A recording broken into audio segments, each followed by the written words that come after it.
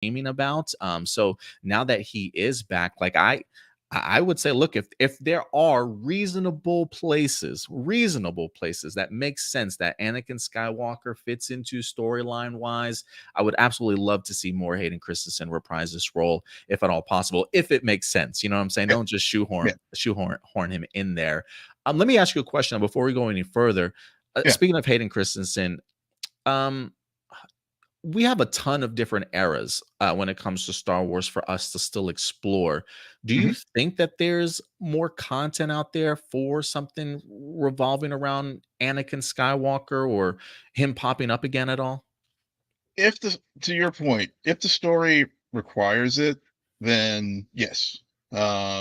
We got word, for example, that there's the Lando series Hmm. coming at some point. So maybe that could be a place where we see Anakin show up. I mean, clearly he would be, depending on where they are in the timeline, it would be Darth Vader.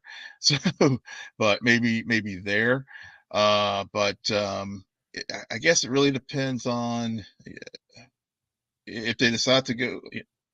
Well, of course, with Andor, it will be season two. So I guess as far as the Empire period, he would have to be Vader. But if they Agreement. Mhm. were to go back and flesh out some more stories from the Clone War period in the Old Republic, then maybe. But again, as far as some of the new shows, in the New Republic period, I mean, we still have Skeleton Crew, which is already in the can.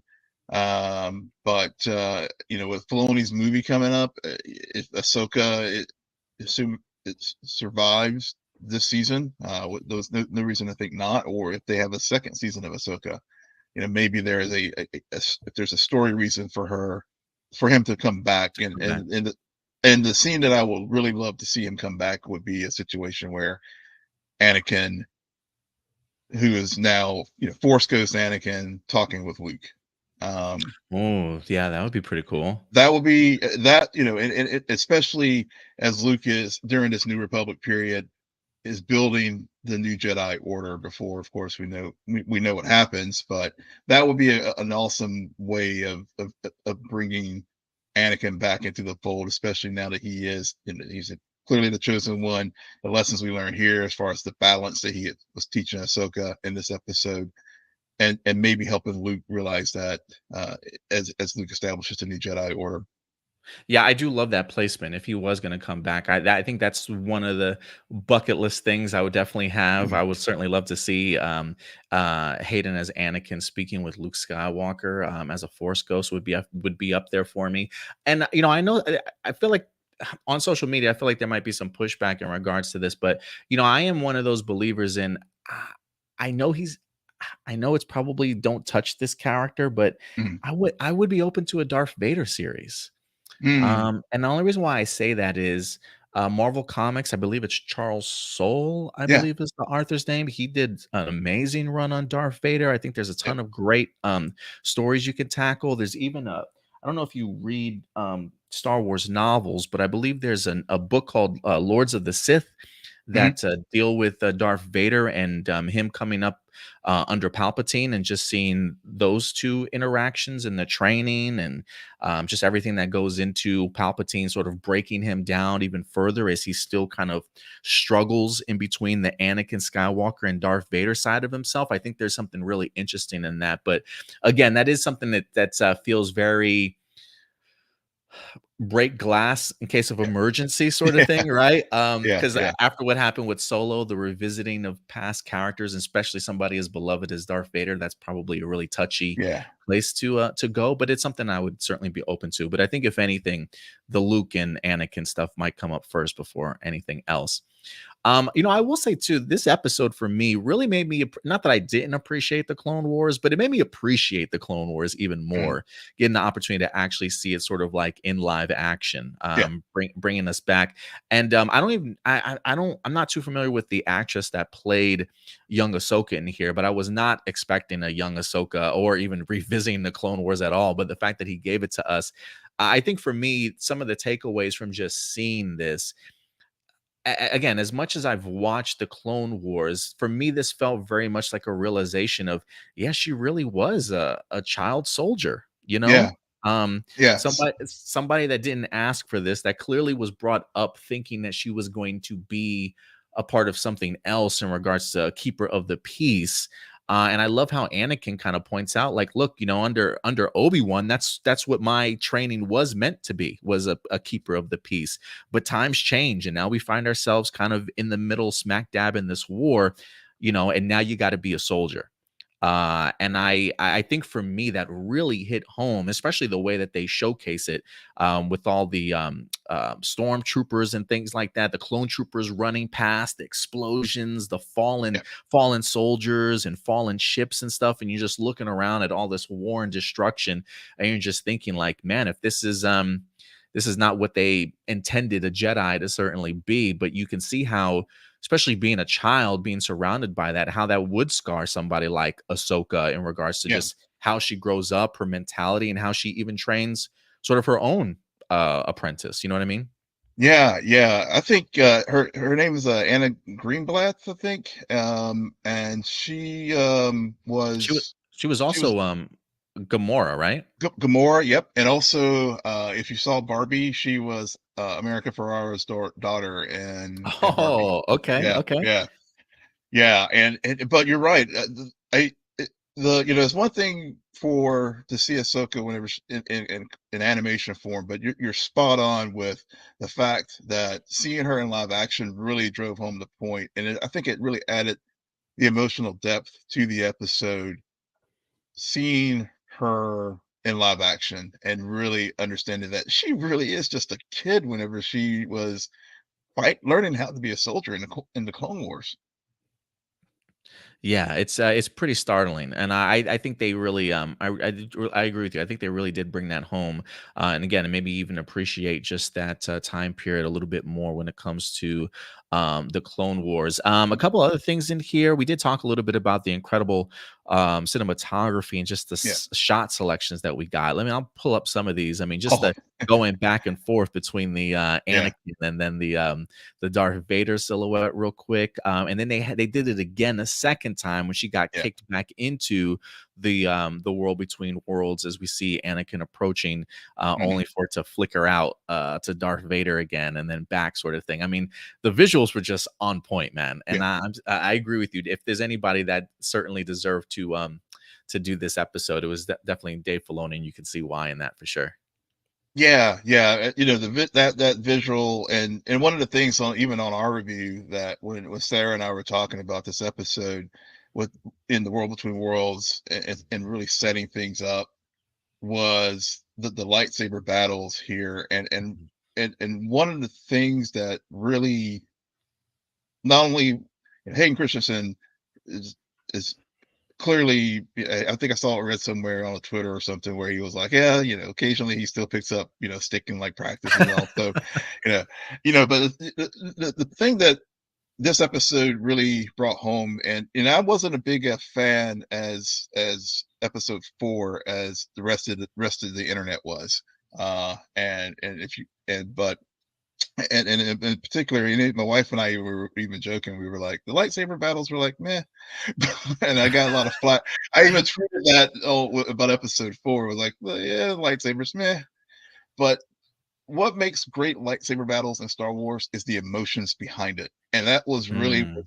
was present in this episode. Why it had such weight, and when you think about Obi-Wan and Anakin when they were on Mustafar, later and even in Obi-Wan the series, and Ah, uh, yes.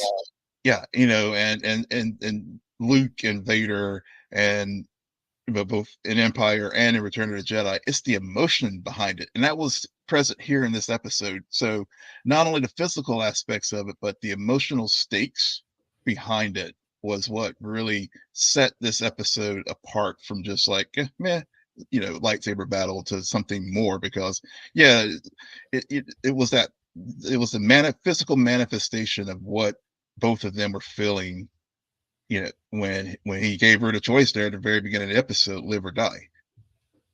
So, Yeah, no, I totally agree with you. I will say episode 4 for me, I actually really dig the lightsaber battles. mhm. But to each their own. I totally what you mean though. A lot of it does have to come with just the storylines and the emotions that are certainly behind it. I thought Yeah, if anything, the Balin and Ahsoka yeah, one that's was yeah, pretty impressive to me. yeah, yeah, Um, I think if anything, I really like the mood at least mhm, in which we had the Sabine and Shin, just because it was in the forest sort of thing. This is yeah, like their second battle between apprentices sort of thing. I kind of enjoyed certainly enjoyed that a little bit. But yeah, I would agree with you. I think the choreography in here was just off the charts. yeah, I'm curious as to what it was like for Rosario Dawson to go face to face against Hayden Christensen, considering how big of a fan that she is. I would love to mhm. I would love to see her speak a little bit more about training with him for these lightsaber sort of sequences.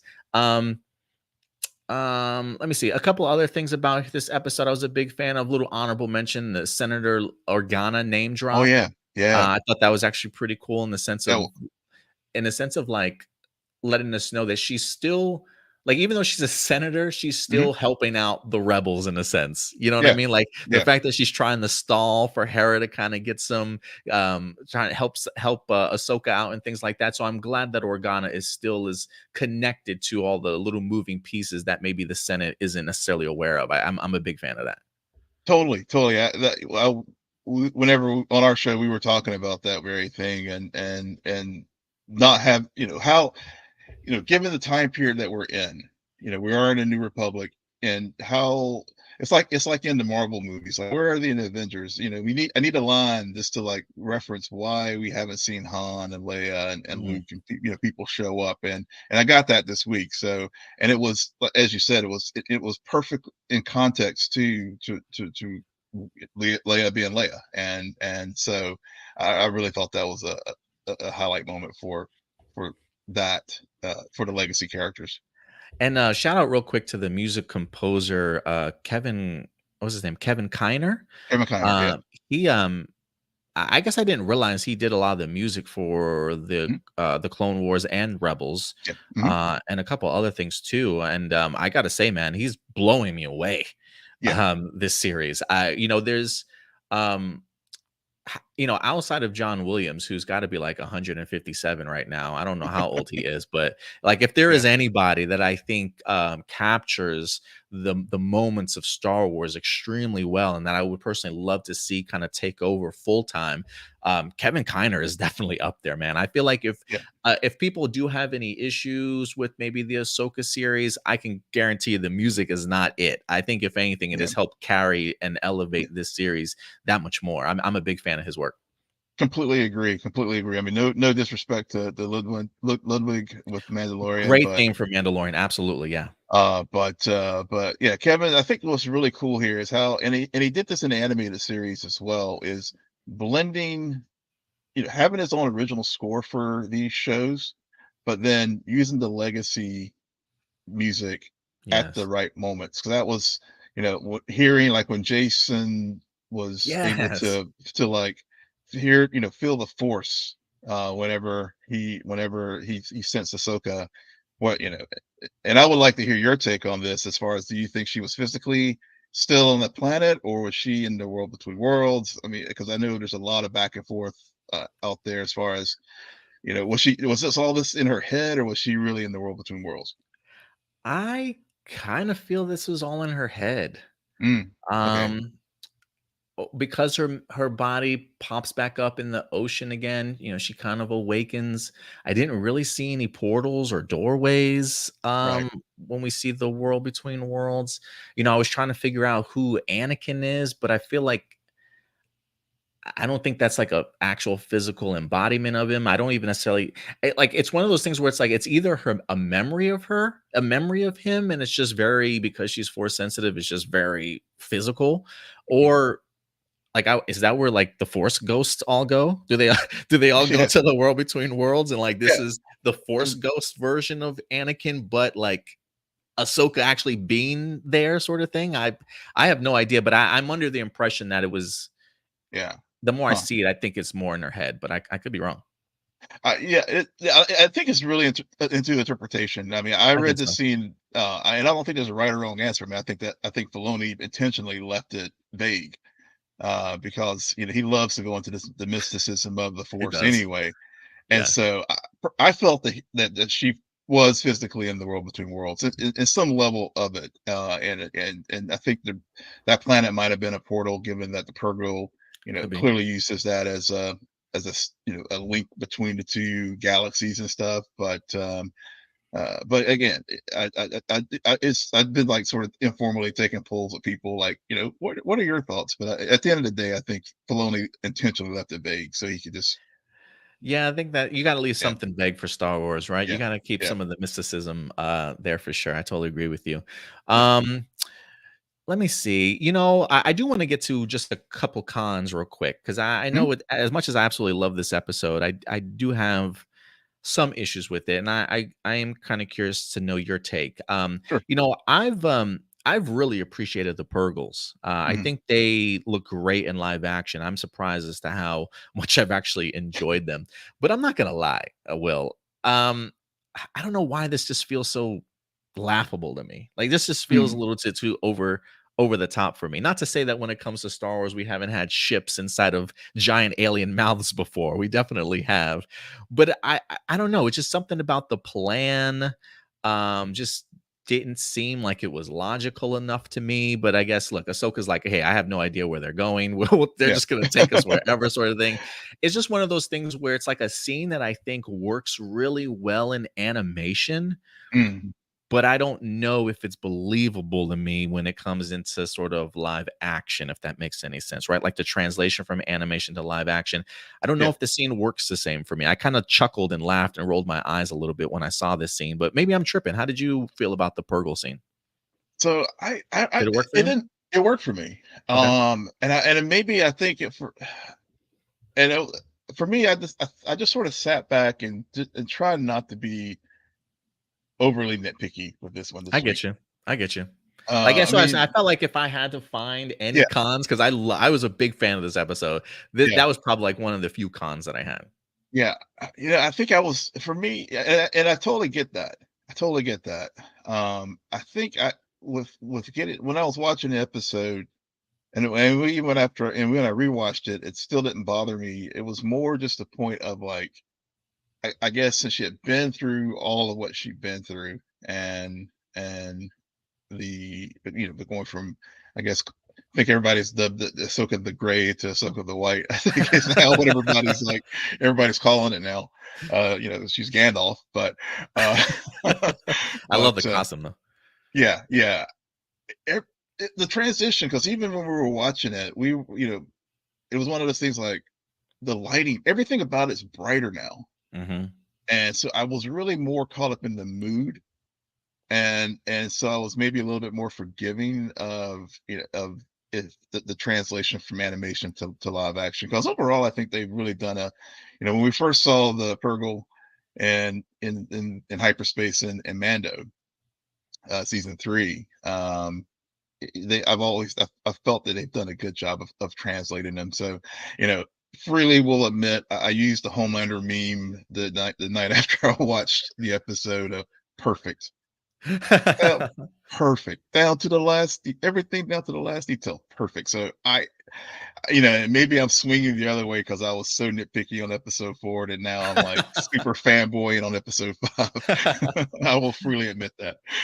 No, I get you. Yeah, because I personally have really enjoyed how he's utilized the Purgles. I mean, it makes Yeah. perfect sense for them to be there, especially with all the hyperspace lane, especially Mhm. the big hyperspace lane to the other galaxy. So I totally get the reasoning why they're there. For some, it just made me chuckle a little bit for sure. Yeah. How have you felt about the dialogue in this show? Mhm.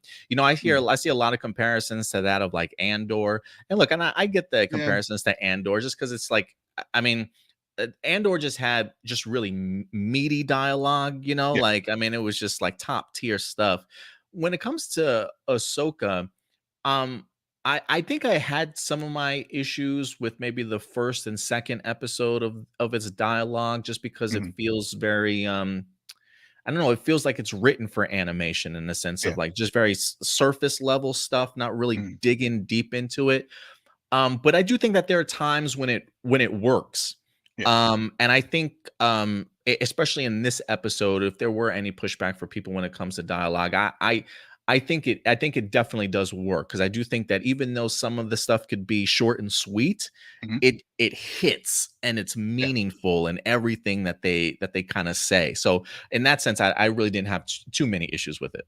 Yeah, I mean, I joked on our show, I used the high school analogy of, Andor is like Yes. AP, Yeah, yeah.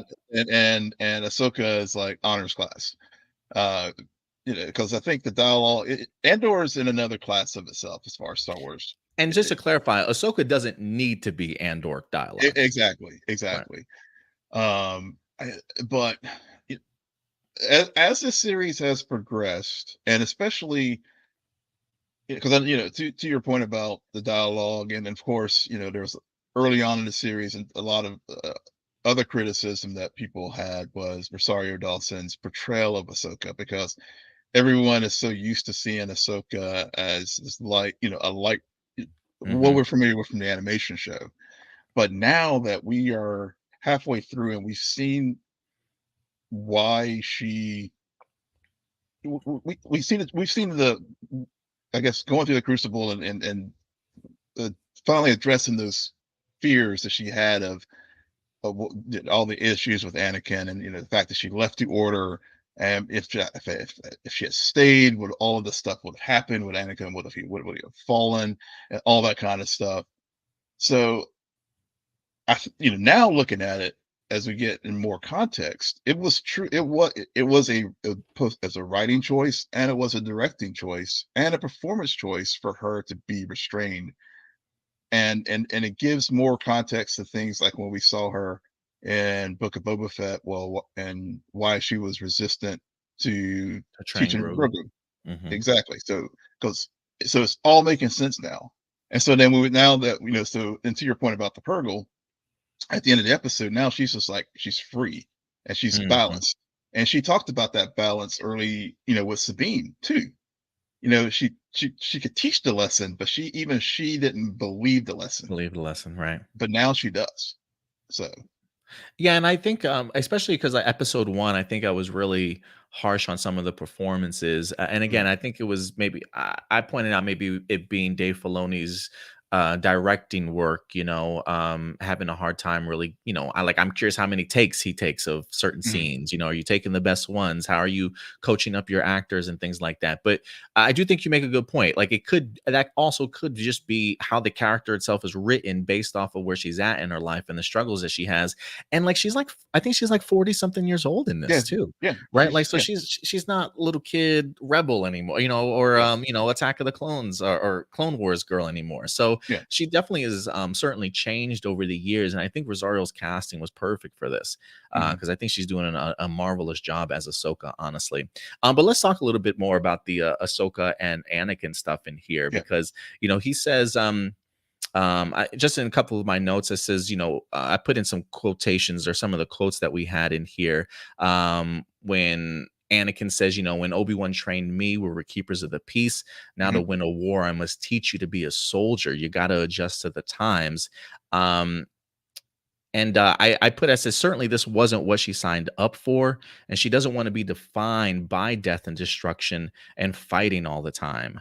And I thought she took away some really great sort of life lessons in here, and I think it's certainly a lot of that fear of, as he puts it in here. He's like, I'm teaching you how to lead. I'm teaching you how to fight, and if you stop, you'll die." And I think he mhm, even mentioned something like, "All of me is in you, like all my knowledge you certainly have."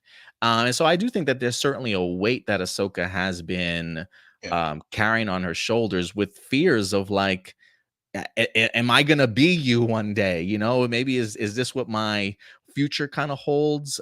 Whether maybe when it comes down to his choice of live or die, I absolutely love this moment that she has here, where she's like thinking to herself, and getting the opportunity to tease maybe a little bit of a dark side of Ahsoka here, but she clearly chooses the option to live, mhm, and probably releases a lot of that burden off of herself. But I love being able to have seen what her struggle was this entire time of the idea of like my master clearly taught me how to be a soldier. And I Yeah. think she's also looking back on how she's maybe treated Sabine, and the Mhm. idea of like, if this is a legacy that's kind of passing down and it's passed down to me, what am I now passing on to my apprentice? And the fact that she realizes like, that's not what I want from myself. I've Yeah. never wanted a Yeah. life to just be a soldier. And so the fact that she's now facing that reality and making some choices for herself, I think was a great lesson for her in here. Oh, totally, totally. And I think that's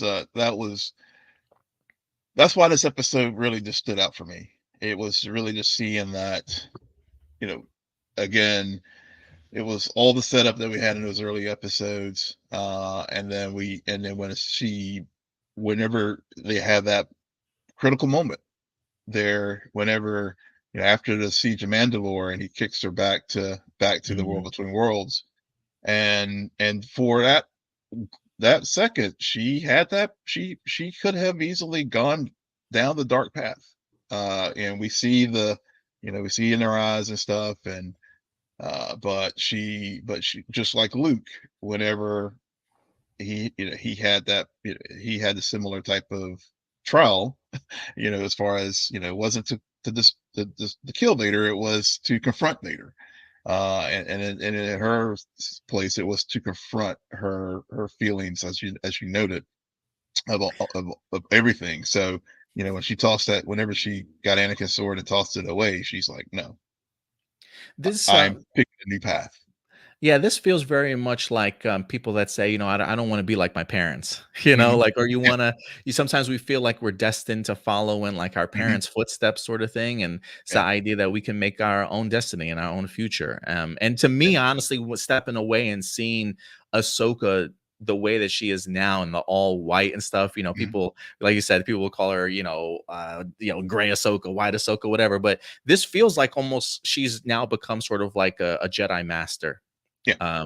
like now that she's like Yeah. this was like her final trial, that she literally spent all these years Hmm. sort of not being able to confront the one thing that's been burdening Yeah. her. And now Yeah. that she's gotten it off her chest, she's it feels very much like she's elevated to sort of that master level now. Oh, yeah, yeah. Especially given that she left the order. Right. Uh, and so you're right. Yeah. So she's been feeling all this, the Anakin stuff, the fact that, I'm glad they really, I didn't really think about it until they really framed it in this episode, that really during Anakin's period of being one of the greatest Jedi, and they talk about this, he was, Obi-Wan taught him to be a peacekeeper, but then, due to the manipulations of Palpatine behind the scenes, the Jedi basically played into their hand, and instead of trusting the Force, they trusted the government, and that led to their downfall. Yeah, because they were. I think Obi-Wan was even pushing back against the idea of like, I don't even know if we should even be doing this type of stuff. Yeah. Like how far should we really be taking us into battles when Mhm. this isn't really what we ever signed up for? So I totally agree. I think it shows you a perfect example of the downfall and the mishaps of the Jedi during that time period, and the fact that Ahsoka is part of that. Part of those casualties of what she learned during her time there and what she wind up sort of carrying over, sort of thing. So and I think if anything, especially after going through that and then coming back to reality, only to come to find out that your apprentice has now gone off with somebody else willingly. Yeah. I think Rosario did an incredible Mhm. performance in here of just Mhm. showcasing the emotions as she's going through the memories and stuff. And once she gets to that point, you can just see that. I Yeah. think there's a bit of clearly being upset that Sabine went down that path, but I Yeah. got to think she probably feels some sense of failure as well as a master. What do you think though from that moment? Yeah, she really played that scene well, because there's so many things that seemed to be conveyed in that moment. One, Absolutely. you know, does she tell Hera? Because, Mm. she knows the truth, and how much it's one of those things like, okay, do I tell a member of the family that, our the person that, one of our kin is like gone off willingly to bring back the evil threat that is Thrawn. Mhm. And so, so you had that into the, I think her coming to grips with like, oh, I failed Sabine, um, early, before I went through all this, in the training. Now, I think maybe it is the realization, like, yeah, I messed up, and so I've got to fix this. Yeah, Um, I'll be interested to see yeah, when they do connect again, how Ahsoka is going to approach her. Because I don't necessarily know if Sabine's like if she's fully turned, but I no, definitely do think it's definitely one of those things where the dark side has definitely convinced her or like put something out there like, here's Ezra. Do you want to find Ezra? Come with yeah, me, sort of thing, like just that yeah, temptation.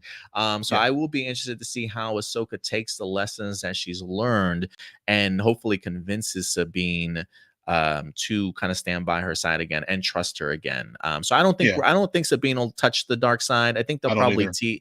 I think they'll tease, just the conflict between the two of them. But I think with the lessons Ahsoka has learned, I think there'll be some redemption here for sure.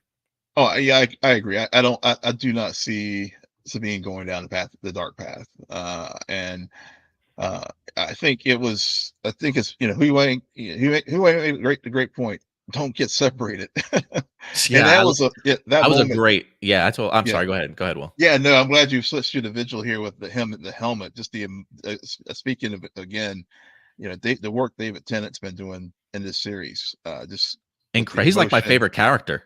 Yeah, yeah, yeah. Yeah, he's turned into my favorite character, which is super surprising. I'm like, then again, I love Star Wars robots, but Hmm. David Tennant, I love him in anything, and he's really Yeah, bringing a level to Hugh Yang that I did not expect. yeah. It's just been flooring me. But this scene alone, like, just set the vibe for this whole Hmm. entire episode. Like, you just It did. knew it was going to be heavy, the Hmm. way that he's just grieving over the idea. Like, I told them to stick together, and they Yep. never listened to me, and I'm like, man, this is going to be a deep episode. Yeah, yeah, it totally was, but it's totally set the tone. Yeah, and all speaking of Star Wars droids, here I was thinking that, oh, we're getting Chopper in live action, and, and seeing the homicidal maniac Chopper, like, taking out all these potential, like, Imperial remnants. But no, Hu Yang's been like the MVP, I think, Yeah. to date, as far as with the series so far, as far as the supporting characters. I totally agree. And quick honorable mention: we got a Rex sighting in this Yes. episode. Dave Filoni really pulling out everything out of the bag here. He's like, "Oh, that's right, you guys wanted to see this? Here you Yep. go." Practical, yeah, practical armor too. Wasn't no digital rendering here. It was all, I just really appreciated that the level of detail. I saw someone in the chat saying the Homelander memes, is becoming annoying, but fair Perfection. perfection. I'm sorry. So you can, I just love the boys and Homelander in particular, as far as that show. Not to cross the streams as far as show topics, No, you're good. the seeing Rex, and the different faces of Rex's armor too. I mean, that's, that Oh, that's level of true. Yeah. detail. That was just such level of detail in this. I mean, in all these shows there have been, but I mean, Even I like the Siege did of you get the Mandalore flashback yes, when they got the troopers with the mall. the mall, yes, Yeah, yes. Were you able to go see it? I know you said you were going to try to see it I theatrically. didn't, man. Oh, I got a pass, but yeah. when I read it, it was like first come, first serve. Okay. And I get off of work at 6 o'clock and it starts at 7 and I'm like 45 minutes away. And I'm Okay. like, Okay. there's no way I'm gonna get a seat. So I Oh, unfortunately didn't get a bummer. chance to go. But Bummer. after seeing this episode, I was so jealous I didn't Yeah. get the opportunity to I because Yeah. breathtaking visually, man. Yeah, yeah, and it was, and even when Sarah and I were talking about it, we were like, it was cinematic. I mean, It this was episode totally. was really shot to be, it was shot to be shown on a big screen. Um, It absolutely was. I totally yeah. agree with you. So I am a little bit bummed that I didn't get a chance to see it. And then last but not least, I do want to just tackle the Syndulas real quick. Yeah. Mhm. Because I will tell you, man, I didn't necessarily care for Mary Elizabeth Winstead as Hera the first episode or two. Yeah. But man, she is really coming into form. I've loved seeing her working alongside the X-Wing pilots, even her Mhm. son and Chopper. Something about her, I guess, getting into the action is really like the fact that they have her doing more than just sitting around and Mhm. talking type of thing is has really helped. And I also think as they're progressing through this series and filming, they're probably also getting more comfortable in their roles as these characters. But I've been absolutely loving Mary Elizabeth Winstead as Hera over the past like 3 or 4 episodes. Honestly, she's just got this great cavalier spirit about her. The idea, especially that we find that she didn't even ask for permission to come on Yeah. this particular mission, I thought was great as they're trying to hold off the New Republic. But we do get the opportunity here where she might get suspended in her Yeah. role here. So it does kind of open up the idea of like where would Hera go from here, sort of thing. How have you liked Mary Elizabeth Winstead as Hera? Yeah. She did. It did have to grow on me some because Vanessa Marshall was just so iconic with that voice work that she did in Rebels and all. But I think there have been like to your point, there has been a lot of exposition dumps with her, but Mhm. they've all been critical like story points. Like thinking back to earlier in the season with whenever she first was talking to the senators and trying to convince them Convince to them. yeah, and then again. And so she she she yes, she has a lot of exposition, but I feel that whenever she does say certain things like the "May the Force be with you," for example, she nails it. Mhm. That was a very good moment, and so she has really grown on me. I mean, I still think it's hard. I don't want to compare the animated versus the live action. I think I will as far as the Rebels version of her. I think, yeah, I mean, I think I will always have a sort of bias towards that version, but I think overall she's done a good job of translating her Yeah, I to think one of the things I live said action. was I think one of the things I said was while I like Mary Elizabeth Winstead as an actress, I don't know if she would have been my first choice. Mhm. But she is growing on me in the role for sure. And I think you're right. Like her being able to handle the Jason situation and then Yeah. also juggling the X-Wing people, like we really gotta go. We gotta give them an answer, sort of thing. I really enjoyed how she kind of took charge of that moment, especially Mhm. believing in her son.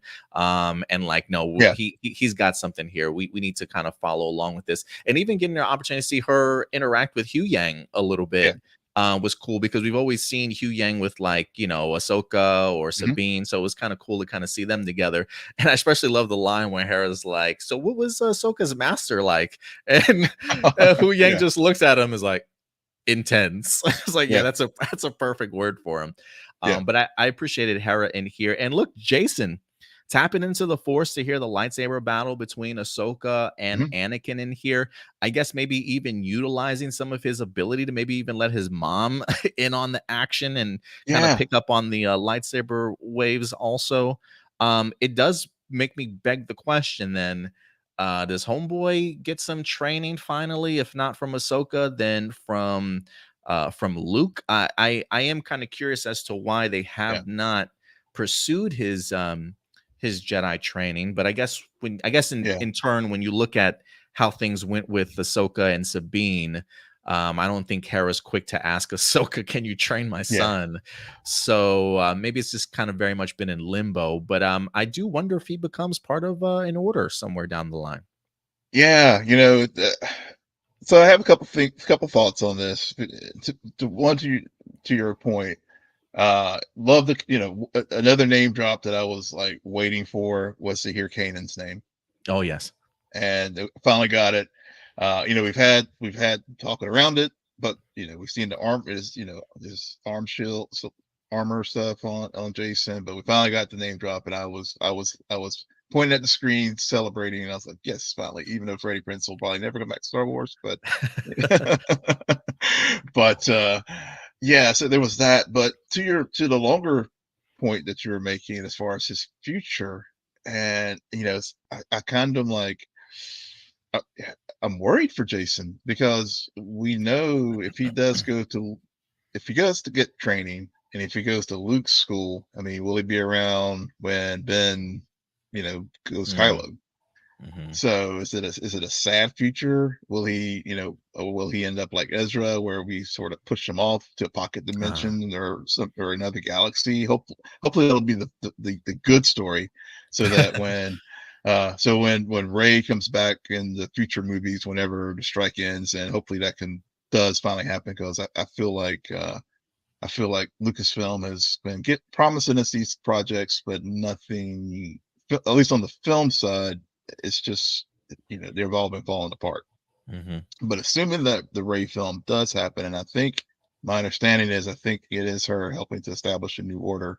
mhm. Hopefully, we'll have a happy ending with Jason, and he just sort of went somewhere Somewhere else. and come, and he wasn't there when Kylo, like, killed everybody at Luke's Jedi temple. Yeah, I mean, I guess if based off of the time period, I don't even know how old Jason is right here, but So if we're talking like sequel trilogy, I gotta assume Homeboy's like at least in his 30s by then, right? yeah. Well, yeah, because let's see, he looks to be, so let's see. Rebels happened what, he was born right around, so when we see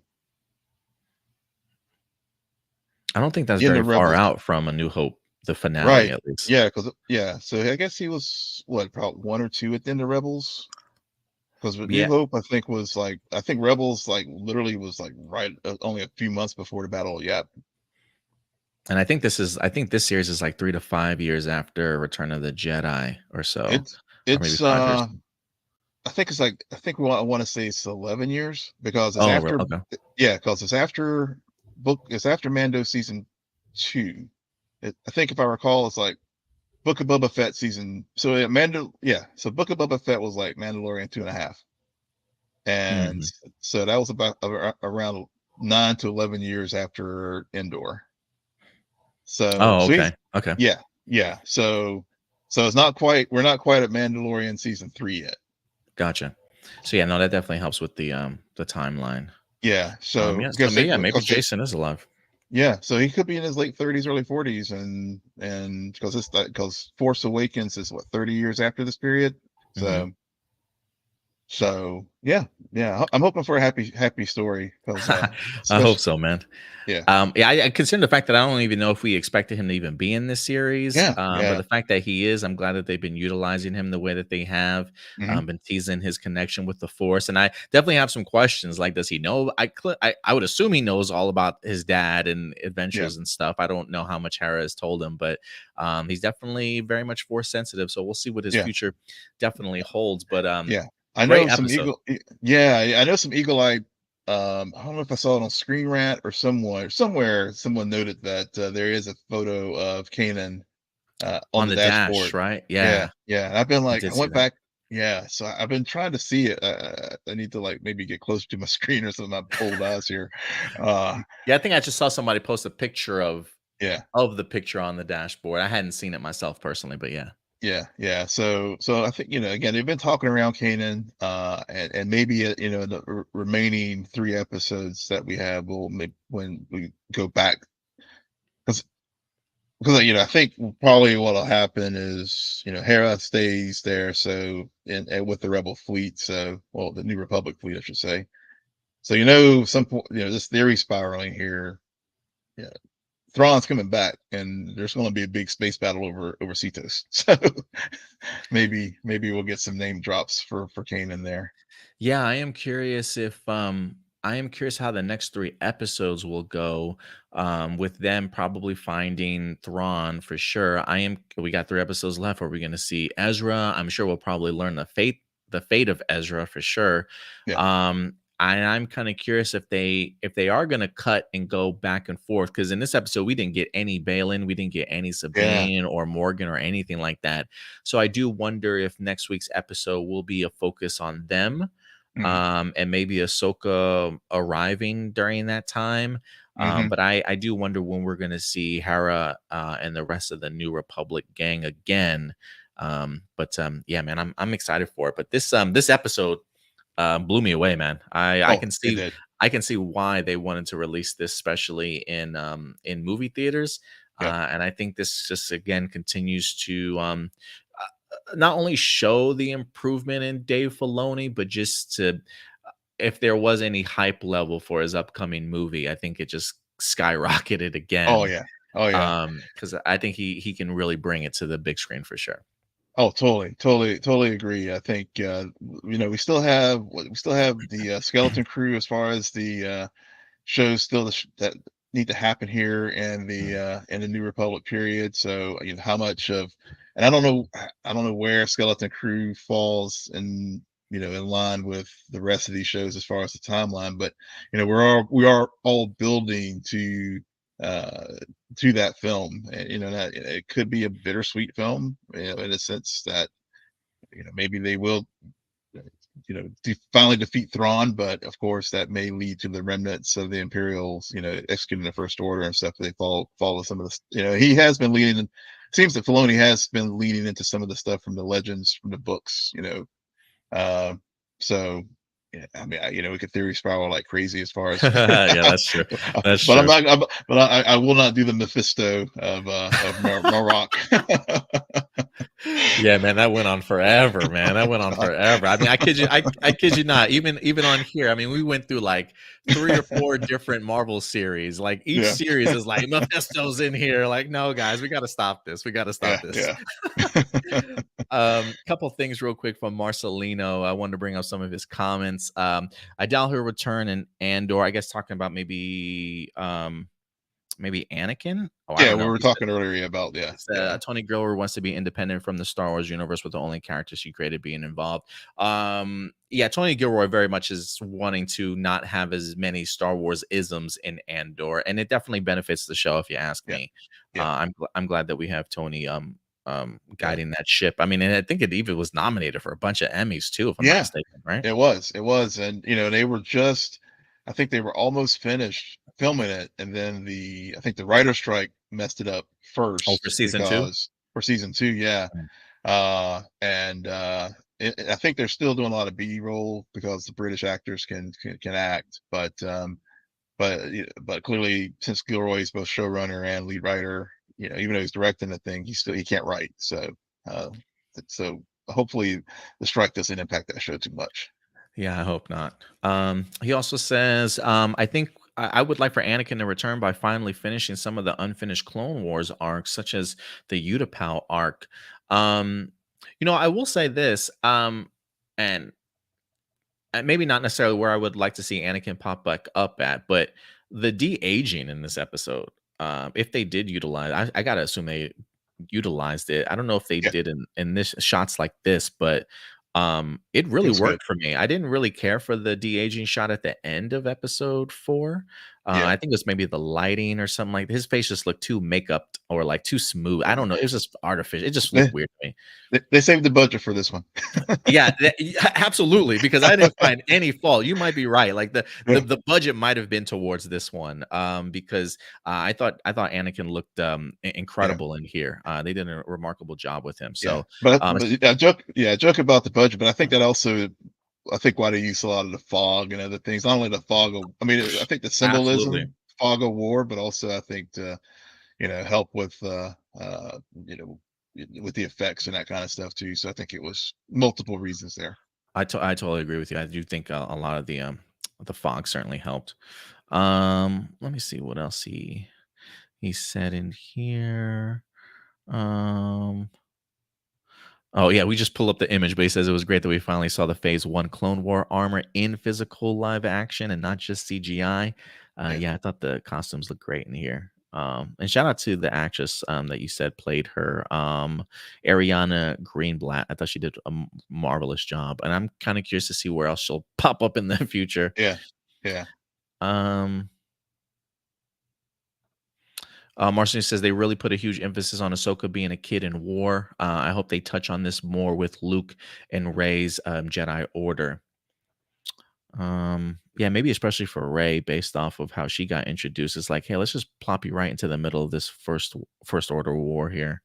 yeah, yeah. I mean, I guess, yeah, because I mean, Luke's order, I guess, is like during the rise of the First Order. But So yeah, yeah, yeah. I mean, the Jedi being the peacekeepers really. unless they do it in the future period. I can't remember what they call Ray's period, but it will. Yeah, that's a good point. Teaching them to be peacekeepers again after so much conflict in the galaxy over during that time, Yeah, I would be during this time interested to see, period. like, when we come to Ray's movie, like, how like, is she now just building up the new Jedi Order, or, Yeah, have they been established for a little bit? Because it would be nice to kinda see just traditional Jedi again, kinda being taught those ways. yeah, But yeah, she does have the Jedi books and things mhm, like that, so, yeah, she definitely will be getting a lot of her, educational material from there. So maybe not so much kids in war to yeah, start things off, but yeah, I do think at least when it comes to this episode, it really like we said at the top, it did bring home the fact of Ahsoka truly being a kid mhm, soldier and having yeah, to deal with all that death and destruction around her will certainly change a yeah, person for sure all those years. yeah, So definitely yeah. answers a lot of questions. And I think it impacted Balin too. I mean, because and I hope they pick up on some of that. That's true too. You're absolutely right. I'm glad you wanted to bring that up. I mean, because who knows what Balin's path would have been. I mean, he not only got to experience war, but then after that, you don't have anybody there to Yeah, kind of take you out of that mindset or train you properly. So you're yeah, literally just a loner having to guide the yeah, universe by yourself with that mindset. yeah. Because I mean, because he knew Anakin. I mean, and so from that time period, and it sounds and knows what happened to Anakin. So I'm really hoping that this series, because Balin, I know he wasn't in this episode, but but he's to your point. We were talking about lightsaber battles and stuff, but he's been that's my other MVP as far as this series, because rest in peace, Ray Stevenson, but Mhm. he's just brought another level to this show that I've been really appreciating. Yeah, it's like, just a gravitas, It's Yeah. like he just Hmm. commands the screen when he's on Yeah. there. Yeah, he definitely fits that Sith Lord perfectly, Yeah. even though yeah, so we'll see, but, we'll see how, next week's goes. I think we got 3 more episodes left, Yep. if I'm not mistaken, but, guys, remember, at the end of the day, these are just simply our A+ opinions. We want to know yours. What did you guys think about episode number 5? Leave your thoughts in the comment section box below, and we'll definitely continue to communicate and discuss this episode with you guys throughout the week until next week. But other than that, I think that's going to do it for us. Will, if people want to reach out to you on social media, where can they find you, sir? Yeah. Well, first of all, Adam, thanks for having me. I really Of enjoyed course, man. talking this episode. I'm glad it worked out that we were able to geek out over this one. Maybe we'll try and Uh, get together again for the finale. Yeah, yeah, we can try to do that. Let's try to do that. Okay. You can find me at as far as Twitter or X or whatever you want to call it, at Will and Polk, WillMPolk.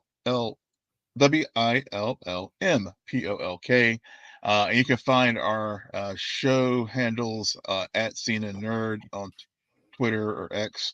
We're also on Instagram. Of course, we have our YouTube channel, and we're also on Threads at scene_n_nerd, and of course, and Adam put our website in the chat as well, www.scenenerdpodcast.com. But Sarah and I release episodes every Thursday, and I also do some Star Trek reviews as well on my and I should be probably going to be recording a bundle about the first few episodes of the Lord Decks coming up probably next week or so.